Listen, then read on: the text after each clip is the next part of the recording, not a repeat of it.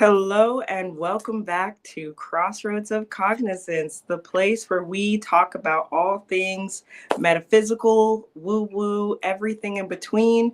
We do some comparisons between East Coast trends, West Coast trends, and ultimately we try to talk about things that are of interest to you all and that we hope will support your healing journey, your magical journey, whatever path you decide to take, along with some laughs along the way. So, here we are on another Thursday. We're usually here on Thursdays, so you can hit that like and subscribe button to know when and where we pop up.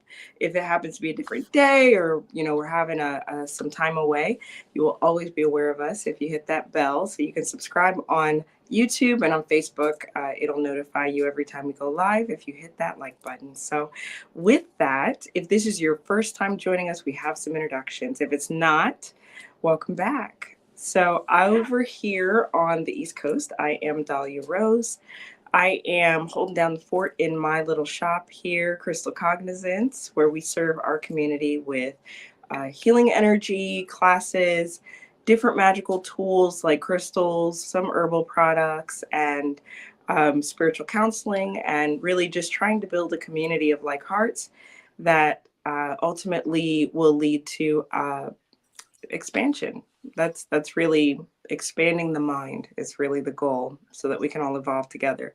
But I do have an amazing co-host here with me. Hi, my name is Katrina Rasvold on the West Coast. I'm in California in my home office, and my specialty is personal spell work for other people. I also do spiritual cleansings, and my husband and I own a business called Crossroads Occult, where we make and sell a very specific type of homemade magical products meant for people to use to proactively shift their life experience and put energy toward what they're wanting to manifest.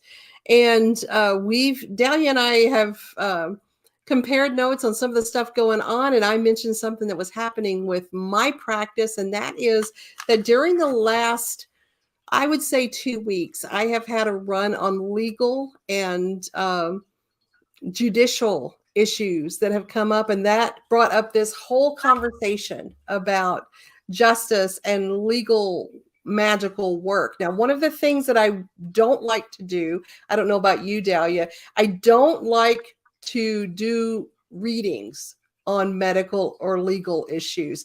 I will do them, but I prefer not to because it's so nuanced. And I'm not a medical professional. I'm not a legal professional. I'm always afraid that I'm going to give advice and people are going to do that rather than following their own instinct. How do you feel about that, Dahlia?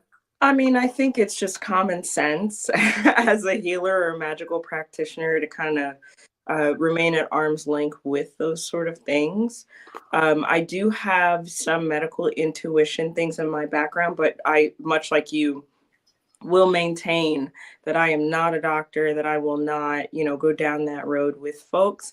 And with legal situations, we've talked about it on this show before, is that folks don't always want to provide the absolute truth or all of the information involved, and it has different things, shame, fear, guilt, what have you, or just trying to prove to see if you're worth your salt for the reading they're getting. And that's all fine. I mean, it's not really, but it's fine. And so, yes, the short answer is I have a great deal of resistance when it comes to doing readings on these things, but I'm always happy to give, tips and tricks on the situation, and then see. There's a bit of pendulum work we can talk about that can give you a clue as to if your magic is working. But you are the expert in this wheelhouse. So what does this look like for you when you're doing legal work or legal spell work? It's a tough one. It really is. And it's a time when people are especially vulnerable coming to you. Um, and so, because they're feeling vulnerable, as you've mentioned, Dahlia, they're not always forthright. Mhm. And sometimes they're also not um, allowing themselves to understand their own culpability. They have rational reasons for why they did the things that they did.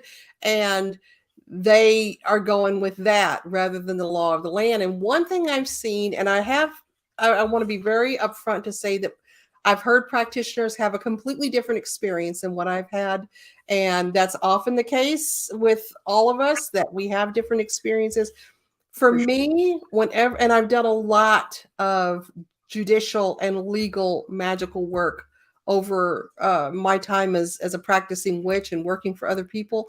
And my experience is that because the idea of ethics and what's right and what's wrong is so ephemeral and so individual, that I find that justice magic tends to follow the law of the land at that time. Mm. So if we're doing magical work for a person who's guilty and they know that they're guilty, and say their lawyer has told them, hey, we're probably not going to be able to get out of this, we can get a lesser sentence, we don't want to invoke justice. Because justice might give them a different outcome to that sentencing than what they're wanting to have happen. We want to instead do work that is going to be, and I hate to use the term, but coercive. We want a jury, or we want a prosecuting attorney, or we want a judge to look favorably upon that client, rather than possibly bringing a sentence that's just, or a verdict that's just. And so we really have this involves really getting deeply into the needs of the client and what outcome is it they're wanting to see. And sometimes if it's another person that wants me to do work for someone they're close to, don't let my baby boy go to jail, or don't let my baby daddy go to jail. It'll be a matter of, look, I know damn good and well he did it, but I need him here. Right. And so we have to use that justice very, very carefully, or else we might not get the outcomes that we want. So it's really critical that clients are honest with us, honest with themselves, so that we can give them that best outcome. And then we have to wonder ourselves, are we giving the best outcome for society? And so there's a lot, when, in the type of work I do, we employ the idea of, is this justified or is this not justified? Right. And so all of those things have to come into consideration before one of us would even take a case that involves getting a criminal off the hook or giving them a lesser sentence. Or in some case, I just recently had one that was to get a criminal caught. We have somebody in our nearby town called Orangeville who is stealing and murdering pet cats. Oh my God. And it's known, they've seen it on the different videos, the doorbells that video and this sort of thing. They know exactly who he is. He's been identified multiple times, and they have video of this happening. He was arrested. He was arraigned. He's out on bail. And so there's a huge push to get this guy arrested, because right now he's out there again. And the way that pets are treated isn't as heavily weighted as if he had done this to humans. So the torturing and killing of cats isn't always seen as a legal big deal. Right. So, there's just things like that that come up where clients are wanting us to guide the law and the outcomes. And we have to make really sure that we can manage what we're signing on for there. I mean, and the potential for escalation in that. I mean, seriously, sorry, I'm frazzled, because this just goes to show you that the law is not about rehabilitation or really keeping anybody safe. It's always a political thing. How much money do we have for this or that? And, is animal life significant? I mean, the answer is yes, because it is a tiny leap from that to human life. Correct. So I'm disgusted. In short, Talia is disgusted. It's a really bad situation, and his face has been plastered all over social media locally. It's, hey, let's make this guy famous. This is the guy. This is where he worked. This is what he does. And at first I was very skeptical about it Mm, because people lie to magical practitioners. sure. And it's horrible when they do. It's horrible for everybody. I literally had a woman come in to my shop and tell me her husband had sexually molested her little girl. She Mm, had walked in on them. And she sat at my desk and she cried and begged for my help. And you've got to protect my baby. And I did a lot of protection magic around her. The woman did end up with exclusive custody of the child, but then later let me know that she had literally made that up in order to not have to deal with her husband as far as custody was concerned. wow. And that makes it so awful for those real cases. And I mean, I was going through my the card readings I did said she was lying. My gut said she was lying, and I just had that nagging thing in my head. But you don't accuse somebody of lying about this, Right. and so it's dicey. And in this case, with this one guy, um, I did some more research onto it. It turns out that it did have legs. It did seem to be a thing, and so when somebody asked me to work toward the outcome of that, I did put work With into it cats. with the cats, yes. Um, but I didn't know quite what to do with that because I was not savvy enough about the law to know what is the highest form of prosecution this person could receive. Because, yeah, we're concerned psychologically because most people who serial killers tend to start out with animals. Yep. And so that's why we get worried about that. In addition to the fact that you're harming, a defenseless creature. And so I tended to work from the avenue of the all-seeing eye candle, reveal who he is, show what he's doing, shine a light on this. And shortly after that was when he was arrested. And I won't say that that was because of the work that I did, because, there were a lot of people angling for this to happen. Right. And like I said, there was a lot of social media exposure, a lot of people really taking strong actions for this to come into being. But knowing the right kind of magic to do to create the outcome you want is also super important. And I think it's important that we're highlighting something here where it's almost like we're taking away the fairy tale, right? The idea that, well, if the magic isn't justified, it won't work. Mm. And in the case of the woman lying about the husband and the daughter, it very clearly worked, but it wasn't a justified situation. And so there's this like I said, pulling away of the fairy tale veil that, like, oh well, if it's not justified, it won't ever work out. This is why it's important to be careful in entering and engaging in these things, is because there is a magical influence in all of this. One of the things that I saw, so I've given advice on Justice Magic, things like using brown candles to impact court cases and things like that, or sending people to you or Gladys for like court case oil or something like that, or court case work.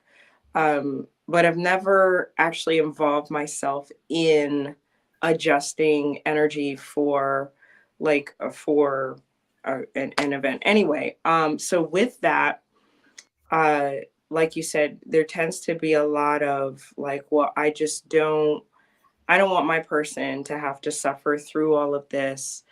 And then the other thing that I would see, someone came to me and they felt like their partner's behavior was just out of control, and they wanted them to settle down. And so they started trying to influence them magically through Brazilian magic.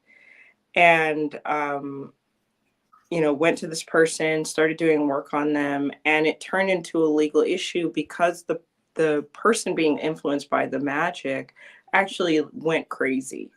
It was almost as if, the magic pushing on them started causing some internal battles back and forth, and it became legal. And the person then insisted that these things be checked on, and like, it's, well, I did another spell, is it working? And it was just like, this is, one, not my wheelhouse. Two, I think you should stop, because it seems like it's having the opposite effect that you want it to. And so with my original sort of point here to say, even if it's not justified, it's doing something. You are playing with energy, and you're playing with the energy that's available. So, small outcomes, maybe they had less energy available. Large outcomes, like this cat guy being found, had a lot of energy, a lot of focus on it. And then, using magic to kind of tip the scales in your favor to, and who knows what it's doing. It could be opening up hearts, it could be opening up minds, it could be, putting somebody in the right place at the right time to catch the guy. You never know what it's doing. And that's less important as the awareness and understanding that you are having an effect, and the level of responsibility that has to be taken. Absolutely. And when we talk about justified or not justified, that's 100% purely for the benefit of the practitioner.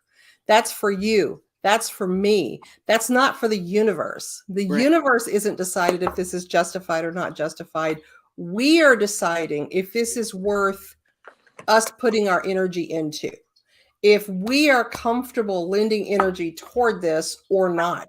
And there's times that something isn't justified for me, and I'll say, this isn't really what I'm comfortable doing, but I can refer you to this person who specializes in that kind of work. Right. And so people, you talk about wanting to believe the fairy tale. People do. They want to believe the myth. They want to believe that there is some governing force of right out there that just makes every little thing okay, that brings a force of goodness and right to the world. And I've got to be honest, I do not see that. When in my work, I don't see a huge overbalance of right pushing through life and pushing through the world. What I see is balance. And so sometimes with justice issues or legal issues, maybe this person is being wrongly prosecuted for this crime, but maybe that's happening to balance the scales from a previous crime they didn't get caught for. Yeah. And so balance seems to be what prevails. And when you're talking about the client that you had, that their person went crazy, it is very dicey anytime you're doing magical work on an unstable person. Yeah. It feels weird going in there. When I'm doing magical work coercively to change how a person thinks or how a person feels or how a person acts, you're interacting with their energy. You're going in there and you can feel the environment that's inside them and their mental landscape. And when you go into somebody who's unbalanced, oh boy, you suddenly feel very, very sane in this world. Yeah. Because it's just, it's hard to describe. It really is. But the chaos that's in there and injecting a magical component in that isn't healing and loving in any way is not usually going to bring good outcomes, I don't think. The movie that plays out in my mind is Inception. Yeah. Plant an idea, and if the person sort of subconsciously becomes aware that someone is in their dream and they don't belong, it turns dangerous for the person entering the dream. Another example of this, a real world example of this, is when people are trying to essentially like kill another person with kindness, and the response that's given, I feel like that's like a sub-level example of what what can happen when you're using magical coercion. You know, to be kind to someone can be a very magical experience, but if they're not open to it, they have some resistance to you or love, or, you know, I once had a friend send healing to somebody, and they found that the next day this person was pissed off at them specifically, but they had no idea about the energy work that was done. It was almost like, on some plane, some subconscious level, this person was like, I don't know what you did, but I have a like you Mm-hmm. working against some feelings that I wanted to remain in. And so, you know, it was negativity and disagreements for that whole day with And that you person. know, it's invasive. It is It for sure. is. Even when you're doing healing, even when you're sending kindness, even when you're sending love. If you and boy, do I back when we had message boards, I used to get attacked for saying this, but anytime that you invade the thoughts of another person or the energy field of another person, it's invasive. It's the same as if you walked up and put your hands down their pants or up their shirt. I mean, you are getting into their personal space energetically. And yes, some people absolutely respond negatively to that, even if your intention was good.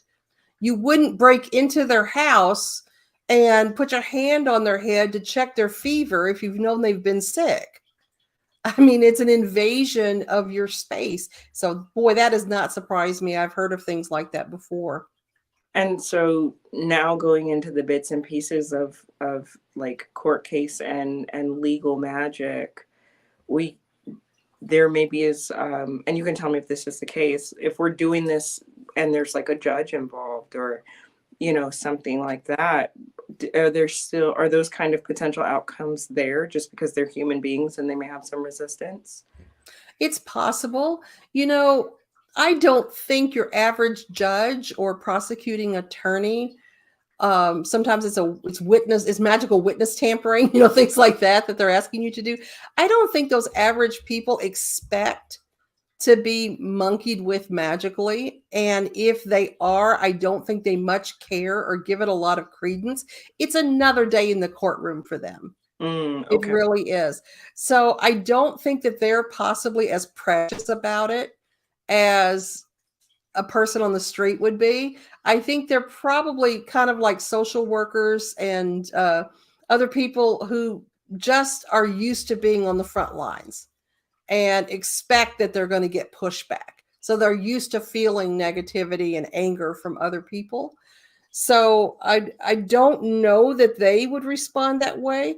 Um, there are different ways that can be helpful. For instance, if you're trying to influence a judge, one of the things to do is to try to dig deep, say online, and find information about that person.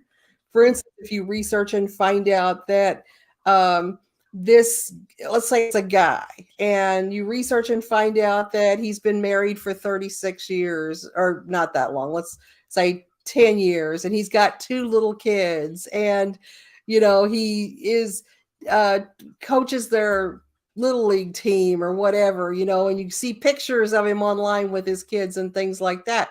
You know that this is a person for whom family is important. Hmm.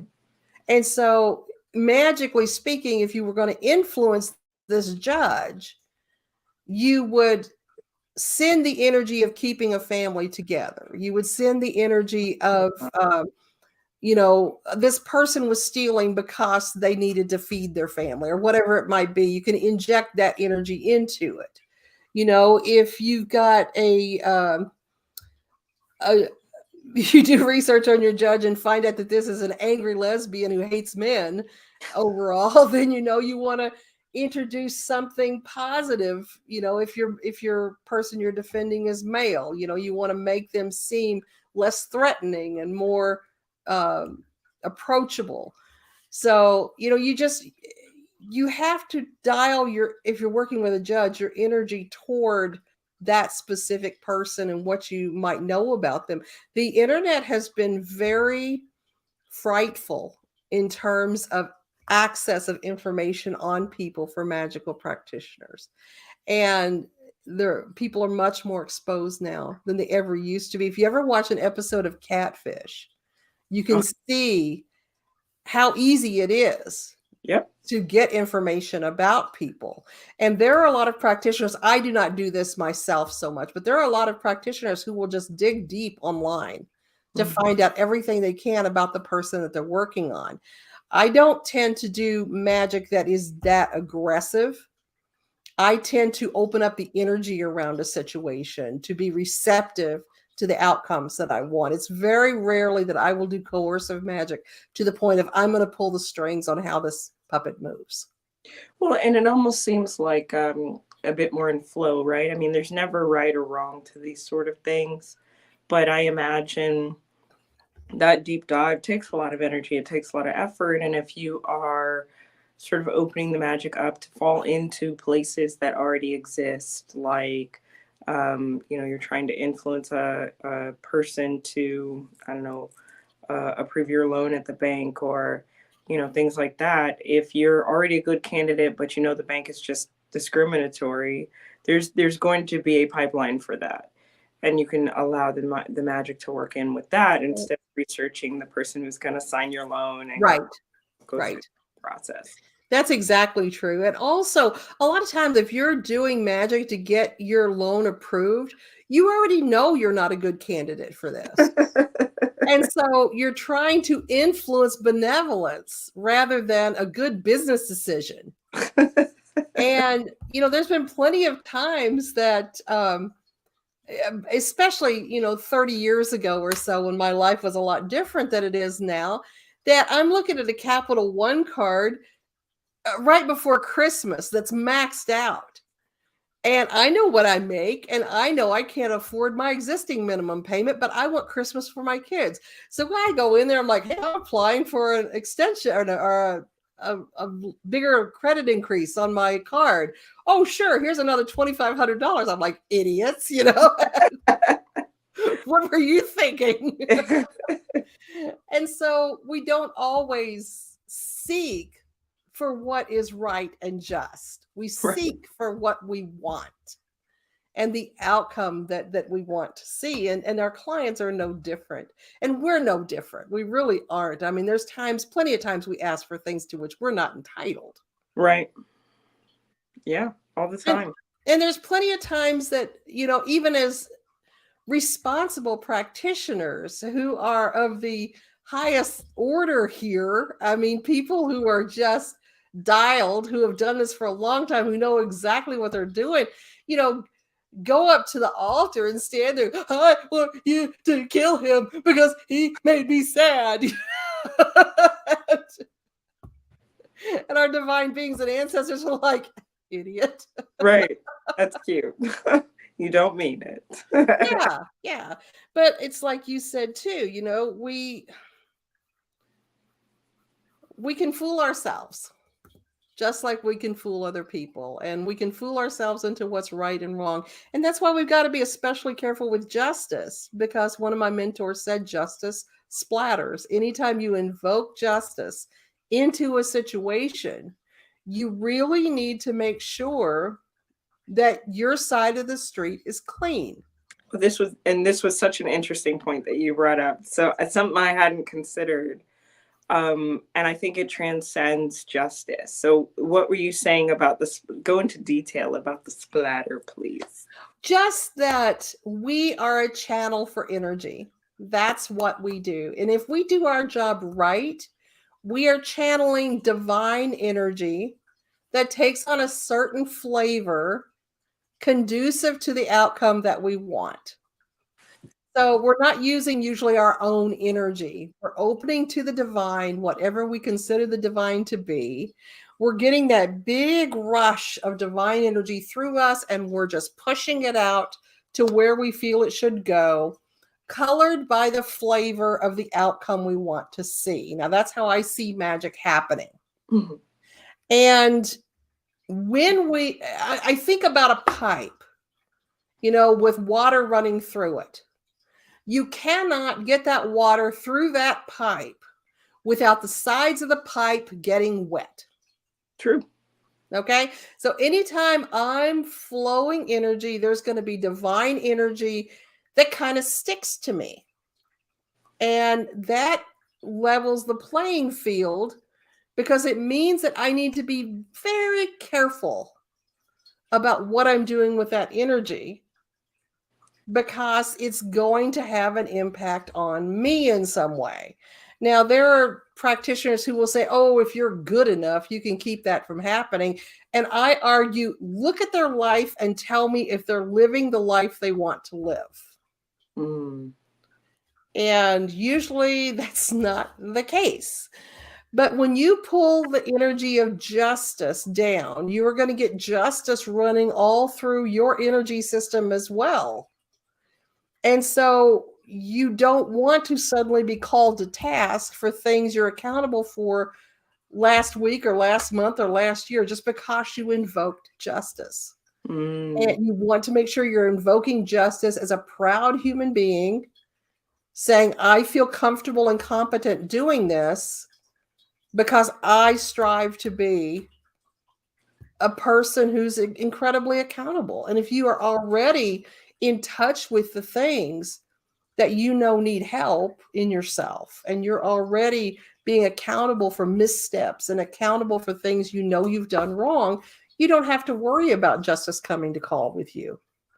But if you're a person who's just like, yeah, we're just not going to deal with that right now, we're just going to put that away, then this is going to bring it to the forefront and say, hey, you ignored this before, you hid this before, and justice is knocking at your door. So that's my speech on justice. Well, and it seems so poignant, like Asha said. It makes a lot of sense, and it's one of those things where I find myself going, why was that not more obvious? Because we encounter this when we're doing other kinds of healing work on folks too. You know, if you find yourself in a situation where you're helping, you know, the collective or at least a bunch of people move through the same kind of healing crisis, you will invariably get asked about that healing crisis and its role in your life. So, you know, you find yourself helping people process a lot of grief.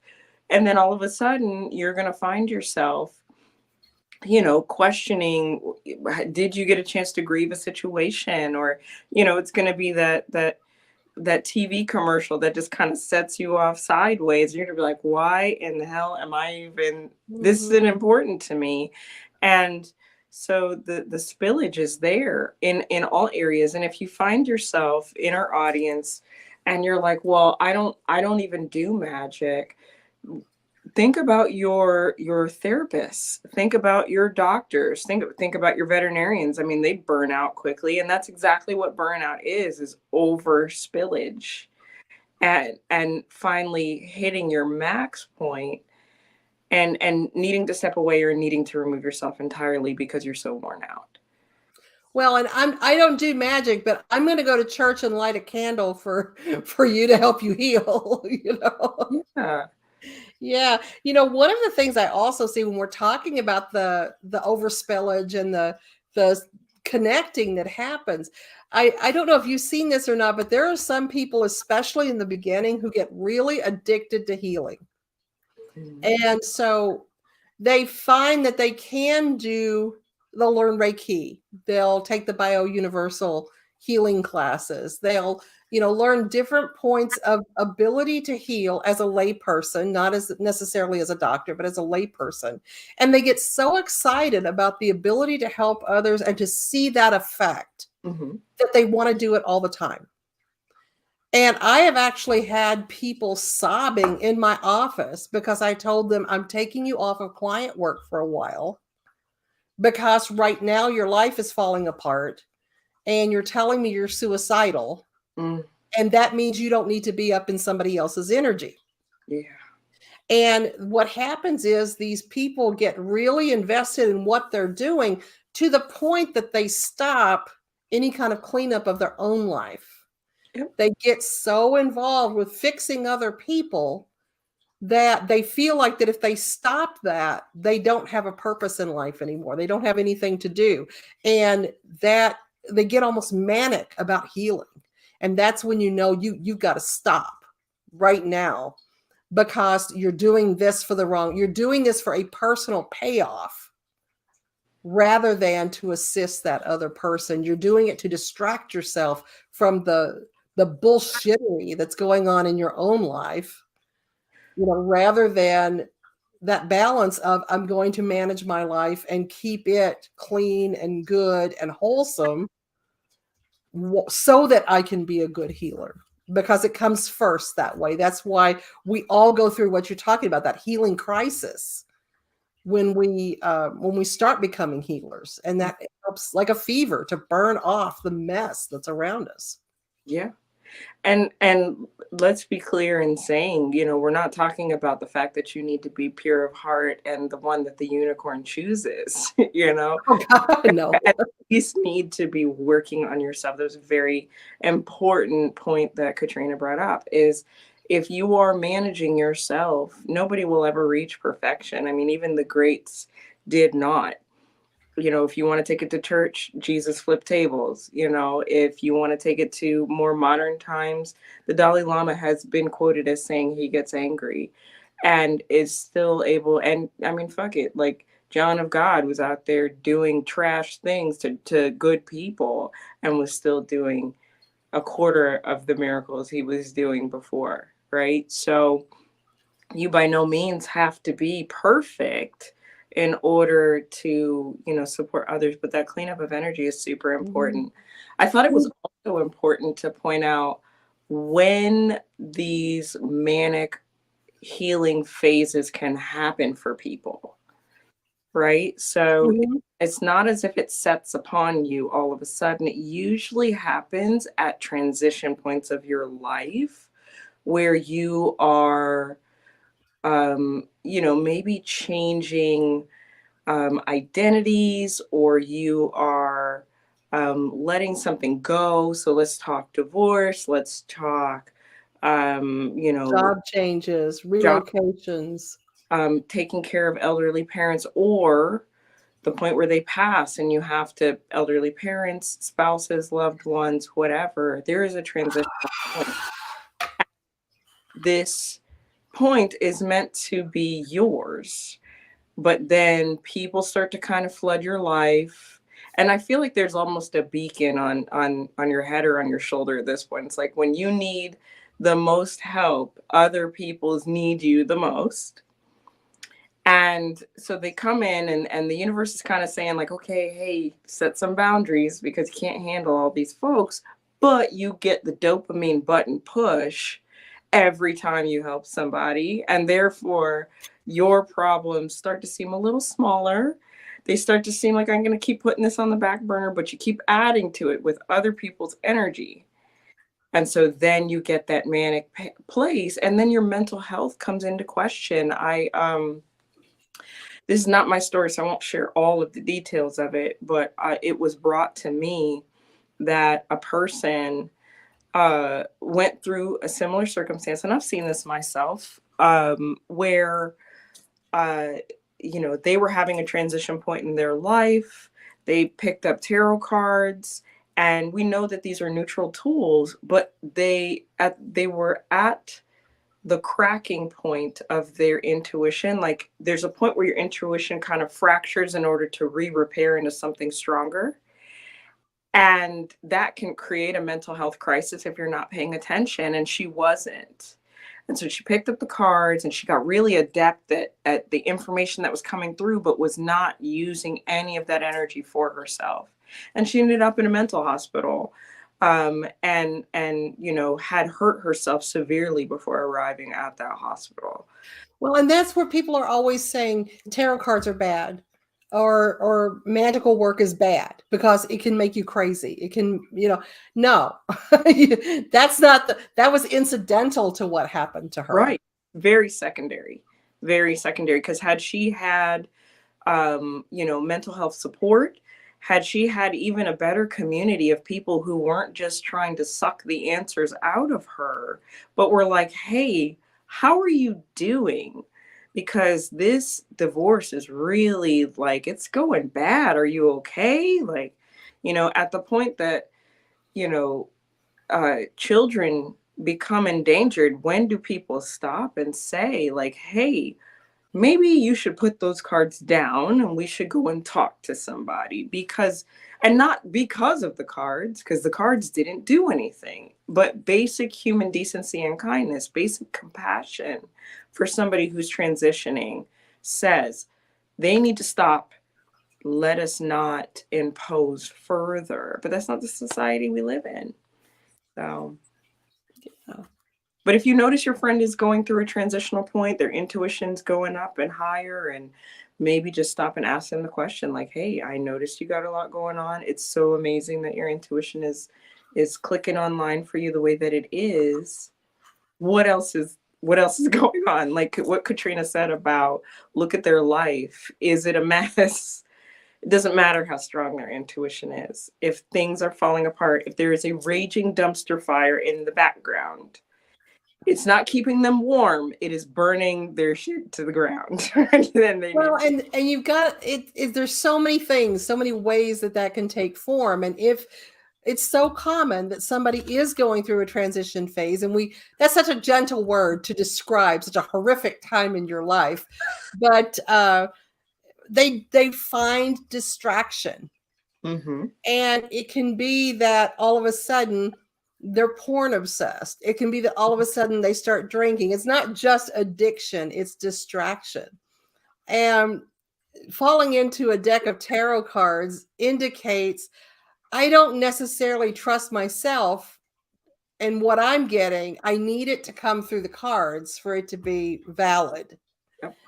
And so anytime we see somebody struggling with that, if you're an internet, that's another thing that people tend to just fall into for companionship and reinforcement when they're going through horrible times. And we really have to externalize and talk to real people and connect with real people.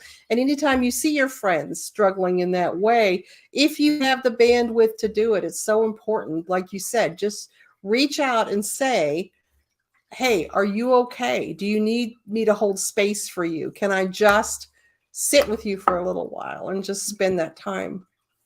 And this is actually how the show Catfish was born, right? That transition point, pouring into the internet and having a stranger validate you and lie to you at the same time. When you watch that show, it's easy to say, oh my God, these people are just so stupid. How do they not see this? How do they justify this? How do they make this okay that I've been in this loving, romantic, sexy relationship with this person for 7 years and have never seen their face?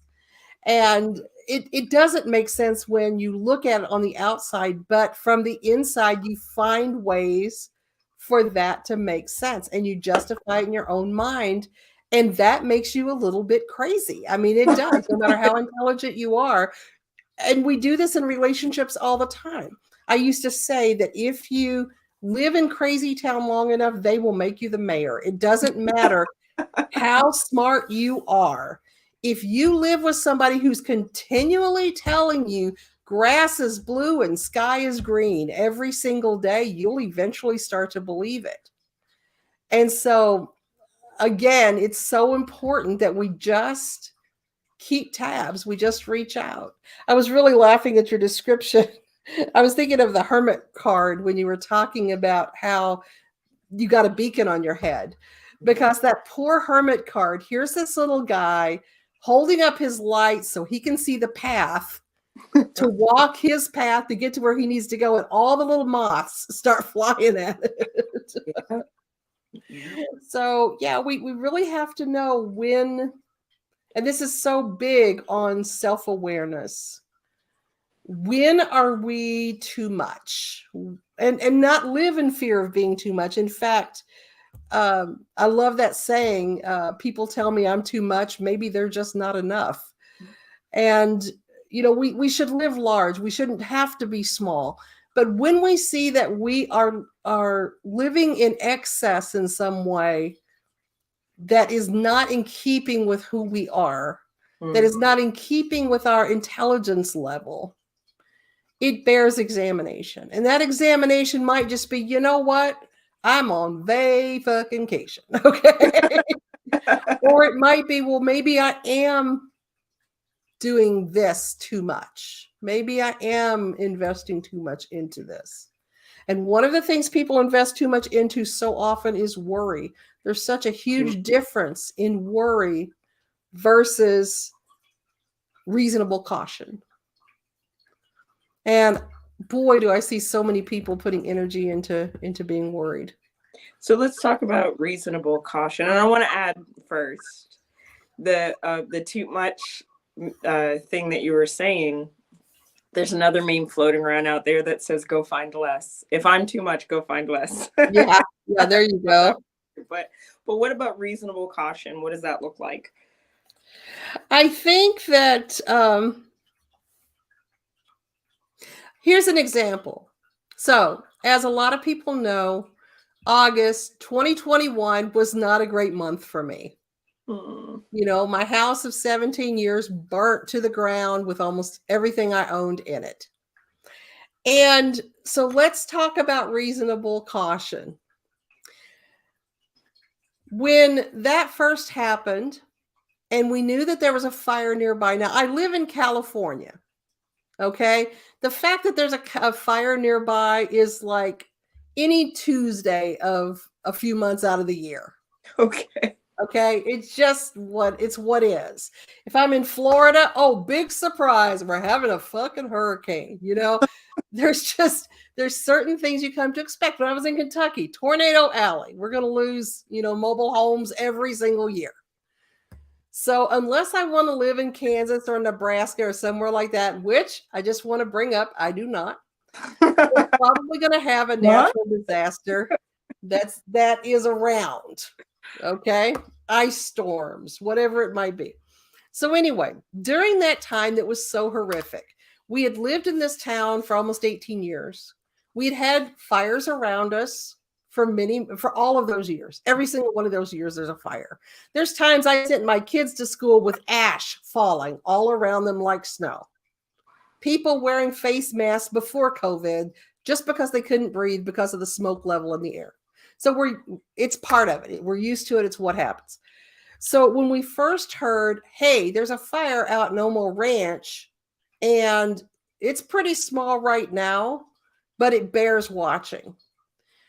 We were reasonably cautious. We paid attention to the news, paid, care every couple, 3 times a day to check in. But did you sit and worry about it? Hopefully not. You went about your day. Right. A couple of days later, this fire is much bigger. But guess what? The wind's blowing in the opposite direction. The fire is not around any towns. It's in an undeveloped part of the town. They're working on it. Don't worry about it. This is what we were told. And so we check on it every now and then, but maybe 3 or 4 times a day instead of 1 or 2. Right. Again, reasonably cautious.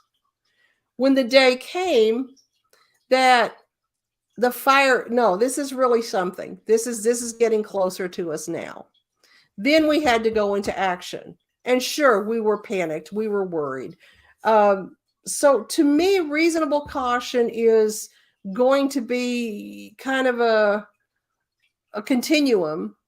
It's going to be a flow based on the threat level. But we all know people for whom the threat level is always spiked. Yeah. And so I think we just have to pay attention and be honest about what the genuine threat level is. And how is that response to the threat level affecting your quality of life? Now, especially on the internet, we have got gatekeepers, and we have got people that insist if you're not furious all the time, if you're not sad all the time, you're just not paying attention. And if I'm not sad, it's because I'm a privileged white woman, and that's why I'm not sad. And if I'm not angry, that's why. And some people validate their whiteness just by being angry on behalf of people who are persecuted. And I say that with tremendous respect and love for people who have the bandwidth to carry that. Mm. But what is the reasonable outcome of all of this fury? Is it working? Is it doing something? I certainly hope so, because there's a lot of it out there. But I say reasonable caution. Employ reasonable caution specific to your situation. Because unfortunately, and this is really painful, we are not wired up as human beings to carry and withstand that much pain and suffering on behalf of other people or ourselves. And that becomes a critical cracking point where our mental health does suffer. Absolutely. And this goes back to the judicial magic and things. I mean, if you are seeking to do something on behalf of a loved one or a friend, and you're carrying that worry that the magic that you're doing won't work, or that you need to do something more about it, that's like, I think employing the magical piece is the reasonable caution, and then constantly revisiting it, or employing five different witches to work on the case is getting into the realm of worry, at which point your body does begin to suffer and break down, and maybe the person that you're working on isn't even even a quarter worried as much as you are, and so it's a lot of energy to process, and and to your point of like anger and things like that, there's productive anger, and then there's just the kind of anger that annihilates things and gets nothing done. It only creates additional backlash. And so what are that I awareness? can't even tell you how many people, and definitely more than I can count on two hands, approached me asking me to use magic to literally murder one of the candidates of the 2020 election. Oh my God. I want you to kill them. And the guy that showed up in my office and was very threatening and wanted me to, eliminate the entire Armenian race. The fury coming off of these people is extreme. And of course, it's born of fear. Right. But I have very specific points. I will not use magic to harm somebody, to actively harm them. And I won't use magic to break up other people. A lot of people will do that. I used to do that, and I just found that my pipes were not clean. I didn't feel good with the energy that I was doing in order to make that happen. And I don't do magic that's coercive or controlling in terms of forcing other people to do certain things. I will open the energy pathways to allow something to happen, but I will not force it. And I know I lose a lot of work that way, but I sleep better at night. I mean, yeah, the long-term piece of it is really important. And I think, what I could offer in this moment, as far as, checking on the magic and things like that, I found pendulum work very useful, to see, like, usually you'll grab like a pendulum chart and it'll have numbers on it for percentages all the way up to 1, and you doing it in tens till you get to 100. And if your pendulum results are 65% or below, you're probably not going to get the outcome that you're hoping for. But if you can get 70% or higher, of course 100% would be great, then you're going to get some of the outcomes that you're hoping for. And you can use this to maybe quell some of that worry versus reasonable reasonable concern. That's not reasonable caution. And this can be used for your judicial magic, for your and it sounds like we talked about two different pathways, right? That self-awareness piece, understanding the situation fully or as much as possible, and deciding, is it magical coercion? Is it judicial magic? And which path is for, I guess, my highest and best, or will give me the results that I'm hoping for? Um, it's choice. It is understanding. It is awareness. It is, I think people struggle with knowing the root cause of why they want something. And once you figure that out, I think there's an opportunity to maybe take a different path. I mean, magic is a beautiful path. And on some levels, I think was born out of making challenging life a bit easier. And so often, and I would say I'd give it a good 95% of the time, Dahlia, the magic people ask me to do is about getting someone else to do something different than what they're doing. Mm-hmm. Whether it's I need a job, or I need a partner, or I need my ex back, or whatever it might be, they want somebody else to do something. And the real magic is figuring out what you can do to make your life better.